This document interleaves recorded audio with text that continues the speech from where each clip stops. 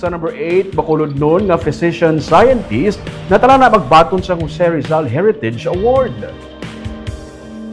Ginanawon sa London School of Hygiene and Tropical Medicine nga ang ilang alumnos si Dr. Melvin Sanicas nga isa ka tumandok sa Bacolod City ang napilian bilang isa sa mga Fellow of the Infectious Diseases Society of America.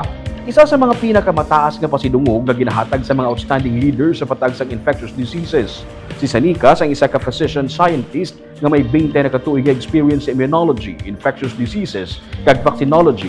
Isa man siya ka science communicator kag nangin recipient sang pamana ng Filipino Presidential Award. Sining October, pasidunggan man siya sa Bern, Switzerland bilang Jose Rizal Heritage Award Laureate for Medical Research and Education bungod sang iya nga nangin kontribusyon sa pag-contain sang diseases outbreaks.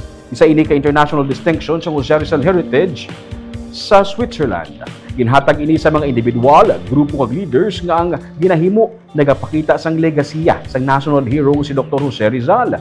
Nagbiya siya sa Pilipinas ang 2006 para ipursige ang medical research sa Asia, Europe, United States ug Africa. Nangin International Medical Director sa Exact Sciences kag nag-focus sa cancer diagnostics para sa tanan nga types ng cancer. Antes ini, 15 katuig siya nga nagtrabaho sa mga bakuna para sa infectious diseases.